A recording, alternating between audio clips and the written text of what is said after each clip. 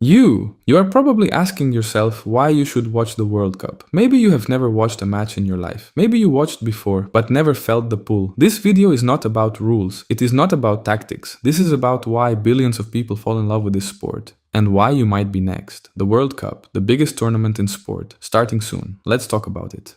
Every 4 years, the entire planet focuses on one thing. Not the Olympics, not any other competition. This, 5 billion people watch the World Cup final. That is more than half the human population on Earth. Wars have paused for it. Countries that agree on nothing agree that this matters. This is not just a football tournament. It is the closest thing the world has to a shared experience. This year, it is hosted across 3 countries, the United States, Canada, and Mexico. The history of 96 years is coming to this continent. This tournament has been running since 1930. 96 years of history. The first one had 13 teams. Several refused to come because the boat trip took 3 weeks. In 1950, Brazil hosted and lost the final in front of 200,000 of their own fans.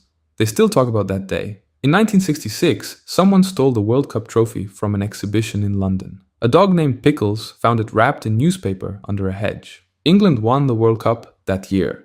The dog became a national hero. In 1970, Brazil won it so beautifully that they were allowed to keep the original trophy forever. In 1986, one player scored what many call the greatest goal in history. In the same match, that same player also scored with his hand. The referee did not see it. In 1994, the best player in the tournament missed the final penalty and his team lost. He said years later he still dreams about it.